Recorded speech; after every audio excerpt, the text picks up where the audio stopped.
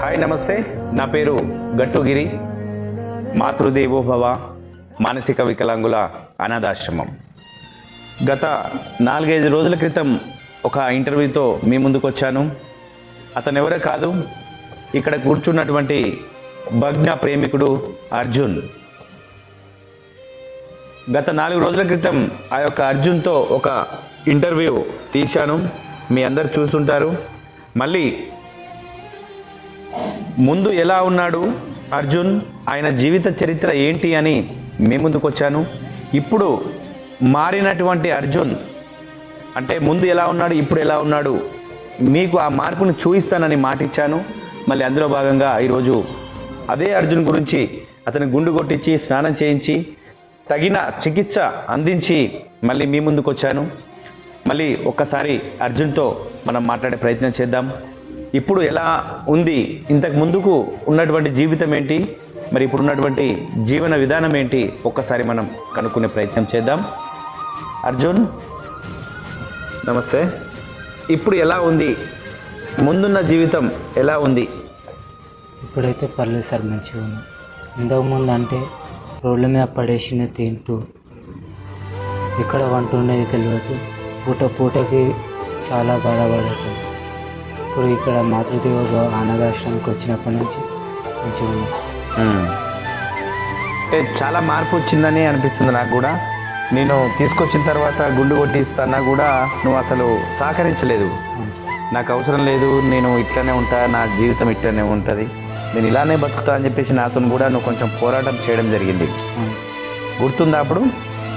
అంటే మొత్తం అంతా గుర్తుంది, గుర్తున్న కాడికి కొద్దిగా గుర్తుంది, టోటల్ అయితే గుర్తు. ఏమన్నా మమ్మల్ని రాళ్ళు తీసుకొని కొట్టినైతే ఒకటి గుర్తుంది. అవును, రాళ్ళు అన్నం ఇస్తే రేషుడు, అవును, అట్లాంటివి చేసినానని గుర్తుంది. అంటే ఎందుకు ఆ రకంగా కావడానికి పరిస్థితులు దారి తీసినాయని అనుకుంటున్నావు నువ్వు? ఒక అమ్మాయిని లవ్ చేసి ఇట్లా మొత్తం నా లైఫ్ ఖరాబ్ చేసుకున్నాను. ఏం చేస్తున్నావు నాకే అర్థం కాదు. ఇక ఆ అమ్మాయిని మర్చిపోలేక డ్రింక్ అలవాటు అయ్యి మొత్తం లైఫ్ మొత్తం ఖరాబ్ చేసుకున్నాను. టోటల్గా 10 years నుంచి ఏం చేస్తున్నాను, ఎక్కడ ఉంటున్నాను, ఏ ఊర్లో ఎక్కడెక్కడ చేస్తున్నాను నాకే అర్థం కాదు. రోడ్ల మీద వాళ్ళని తిని పడేసి అది తినాలి లీలకు. మరి ఎలా గడిపినవు ఆ 10 సంవత్సరాలు? నీ జీవన విధానం ఎలా గడిచింది? రోడ్డు మీద ఎక్కడ పడుకునేవాడివి, ఎక్కడ తినేవాడివి, ఎక్కడ వాటర్ తాగేది, అసలు ఏం పని చేసినావు? ఆ 10 సంవత్సరాల జీవితం ఏంటి చెప్పు ఒక్కసారి.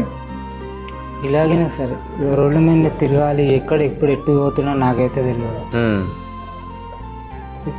ఇప్పుడు ఒక 5 minutes ఇక్కడ కూర్చుంటే ఏమో తెలియని లోపల భయం అన్నది, బాధ అన్నది, ఒక్కోసారి అమ్మాయి గుర్తు రాగానే నాకు నా ఇంత మెంటాలిటీగా ఏదో ఏమేమో చేస్తుండే. ఇక పైసలు ఎవరైనా ఇచ్చిరానుకో అలా అన్నం తినని ఇస్తుండే. కాకపోతే నేను అన్నం తినకపోకుండా ఏదో పిచ్చోన్లాగా ఆ పిల్ల గుర్తు రాగానే పోతుండే, తాగుతుండే, ఏం చేస్తుండే నాకే అర్థం కాకపోతుండే సార్. ఆ తాగే వాళ్ళకి ఇంకేమైపోతుండే, మొత్తం ఇక ఆ పిల్ల మైకంలోనే తిరుగుతుంటుండే.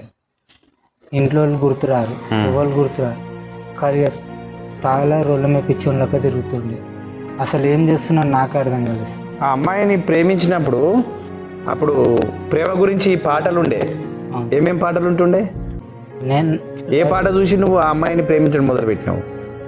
అనిత సాంగ్ ఉంది సార్. Anitha song, okay. ఆ సాంగ్ అంటే నాకు ఇష్టం, ఆ అమ్మాయికి చాలా ఇష్టం. ఆ అమ్మాయి కూడా ఇష్టం. ఒక్కసారి మనోళ్ళ కోసం ఆ అనిత సాంగ్ ఒక్క 2 లైన్లు. నా ప్రాణమా నన్ను వీడిపోకుమా, నీ ప్రేమలో నన్ను వీడుకమా, పదే నా మనసు నిన్నే. ఆ పిల్ల అంటే ఇష్టం ఉండే. మొదలు అప్పుడు డబ్బా ఫోన్లు, చైనా ఫోన్లు ఉండే. చిన్న ఫోన్లో ఆ చైనా ఫోన్లో ఈ ఊరికి ఈ పాట పెట్టుకొని అదే వింటుంటే ఇక అది మెంటల్ అనేది ఆ పిల్ల మీద ఇంకెక్కువ లవ్ ఎక్కువ స్టార్ట్ అయింది. ఓకే, ఇప్పుడు అంతా బాగానే ఉంది, ప్రేమించినావు, పెళ్లి చేసుకోలేదు అమ్మాయిని, జీవితం అంతా కొంచెం ఒక 10 సంవత్సరాలు వృధా అయిపోయింది, పర్వాలేదు. మళ్ళీ ఒక మంచి పుణ్యక్షేత్రానికి వచ్చినావు, మాతృదేవ ఆశ్రమానికి వచ్చినావు, మంచిగా అయినావు. మళ్ళీ ఫర్దర్గా నీ జీవితం ఏంది, ఏం చేయాలనుకుంటున్నావు?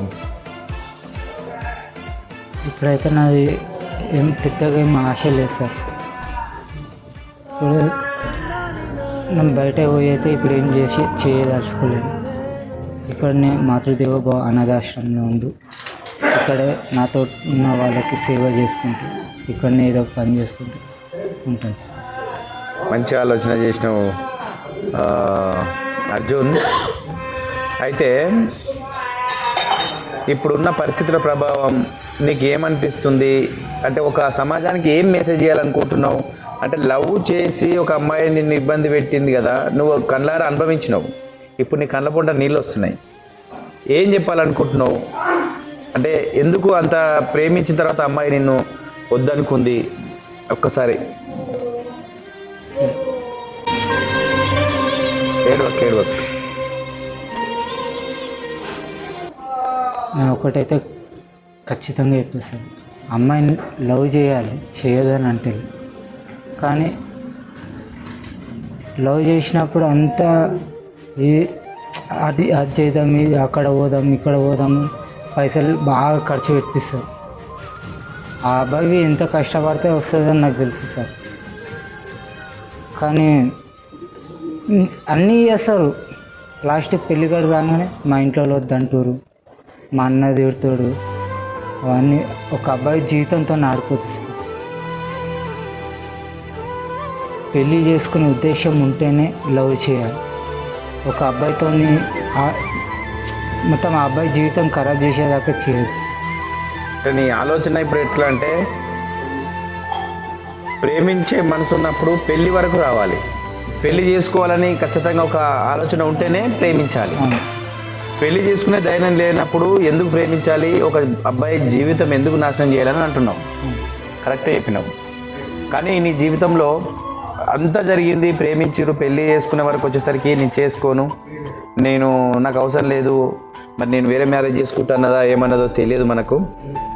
ఏదేమైనా ఒక మంచి మెసేజ్ ఇచ్చినావు, నీలో మార్పు వచ్చింది, మంచిగా మారి త్వరలో నువ్వు మంచిగా ఉండాలని, మళ్ళీ ఒక అమ్మాయిని, మంచి అమ్మాయిని చూసుకొని పెళ్లి చేసుకోవాలని మాతృదేవ భాష తరపు నుంచి, మన వీడియో చూస్తున్న ప్రతి ఒక్కరి తరపు నుంచి కూడా మేము కోరుకుంటున్నాం. ఇవాళ నువ్వు ఇంత మంచిగా మారి ఒక ప్రయోజకుని అయినవంటే ఇక్కడ ఉన్నటువంటి బోలాశంకరుడు, అవునా కాదా? ఆ శివుని ఆజ్ఞ లేనిదే చీమైనా కుట్టదంటారు. నీ జీవితంలో ఒక 10 సంవత్సరాలు నీతో అంటే నీకు ఒక శిక్ష వేసిండు దేవుడు. ఎందుకు వేసిండు అంటే అది నీకే తెలిసి ఉండాలి. ఊరికే ఏదైనా శిక్ష పడ్డదంటే అది ఊరికే కాదు, మనం ఏదో ఒక తప్పు చేసి ఉంటాం, దానికి శిక్ష. ఆ 10 సంవత్సరాలు ఎందుకు శిక్ష అయిందంటే, అమ్మ నాన్న మాటలు వినక, నీలో నువ్వు ఏ పని చేయక, అమ్మాయి వెనకాల పడి నీ జీవితాన్ని ఆగం చేసుకున్నావు, అదే ఒక శిక్ష. ఈరోజు ఆ దేవుడు లేనిది నువ్వు లేవు, నిన్ను రక్షించి మళ్ళీ కొత్త జీవితాన్ని ప్రసాదించాలని ఆ శివశంకరులు, ఆ పార్వతి పరమేశ్వరుడు ఇక్కడికి పంపించి మళ్ళీ నీకు గుండు కొట్టించి స్నానం చేయించి మళ్ళీ ఒక కొత్త జన్మని నీకు ప్రసాదించే విధంగా మరి ఆ భగవంతుడు నాకు అవకాశం ఇచ్చిండు. నేను ఈ రకంగా నీకు ఒక కొత్త జీవితాన్ని ప్రసాదించాను. కాబట్టి ఉన్నది ఒకటే జీవితం, చిన్న జీవితం. చావు పుట్టుక మధ్యలో, చావు మనకు చెప్పిరాదు, పుట్టడం మన చేతుల్లో లేదు, భగవంతుడే ఇస్తాడు ఆ రెండు. ఆ జీవితం ఉంచుడు, ఆ జీవితం మనది, ఆ చిన్న జీవితం మనది, దాన్ని మనకు అనుకూలంగా మలుచుకొని మనం జీవించవచ్చు. ఆ జీవితం మనదే, ఆ ఉన్న సమయం చిన్న సమయం. అందుకనే నువ్వు మంచిగా మారి ఆశ్రమంలో వండుకుంటూ మంచిగా వీళ్ళకి చూసుకుంటూ ఒక ప్రయోజకుని కావాలని నేను ఆశిస్తున్నా. ఆ శివుని ఆశీర్వాదంతో నువ్వు ఎప్పుడు సుఖ సంతోషంతో ఉండాలని, మంచిగా పెళ్లి చేసుకోవాలని, ఆ అమ్మాయి ఎక్కడున్నా కూడా ఆమె సంతోషంగా ఉండాలని, ఆమెను నువ్వు డిస్టర్బ్ చేయొద్దని, ఆమె వల్ల నువ్వు డిస్టర్బ్ కావద్దని నేను ఆ భగవంతుని కోరుకుంటున్నా. నువ్వు ఇప్పుడు పోయి మాట్లాడినాక వాళ్ళ అత్తగారు వాళ్ళు ఏమనుకుంటారో అదో చిన్న ఆలోచన. ఏం చెప్పాలనుకుంటున్నావు ఆమెకు? ఎక్కడున్నా సంతోషంగా ఉండాలని కోరుకున్న వ్యక్తి అయితే నువ్వు చెప్పాలి మంచిగా. ఇప్పుడు ఎక్కడున్నా సరే అని పిల్ల పాపలతో చల్లగా ఉంటే చాలు. అదే చాలు, నువ్వు కోరుకున్నది అదే. ఇప్పుడైతే ఆమె మంచిగా ఉండాలంటే నువ్వు కూడా మంచిగా ఉండాలి. ఆమె మంచిగా లేదంటే నువ్వు డిస్టర్బ్ అయినావంటే ఆమె మంచిగా లేనట్టే కదా, అట్లానే. ఓకేనా? సో చూశారు కదా అర్జున్ జీవితం అది. ఈ రకంగా ఒక 10 సంవత్సరాలు మెంటల్గా డిస్టర్బ్ అయ్యి, లవ్లో ఫెయిల్ అయ్యి, ఇబ్బంది పడి ఒక 10 సంవత్సరాల జీవితాన్ని కోల్పోయిన వ్యక్తి అర్జున్. ఆయన జీవిత సత్యాలు చెప్పాడు, ఆయన జీవితంలో జరిగిన ఇబ్బందుల గురించి చెప్పాడు. ఆయన 10 మందికి ఇలా ప్రేమించి మోసం చేసే వాళ్ళకి ఒక ఉదాహరణగా ఇలా జరుగుతుందని చెప్పాడు. కాబట్టి ఇలా ఎవరు చేయకుండా సొంత తల్లిదండ్రులు చూపించినటువంటి అబ్బాయిల్ని ప్రేమించండి, అబ్బాయిల్ని పెళ్లి చేసుకోండి, సంతోషంగా జీవనం గడపండి. మా మాతృదేవ భాషల తరపు నుంచి ఈ యొక్క విన్నపం. మరొక వ్యక్తితో మళ్ళీ మరొక ఎపిసోడ్తో మీ ముందుకు వస్తాను. నేను మీ గట్టుగిరి. నమస్తే.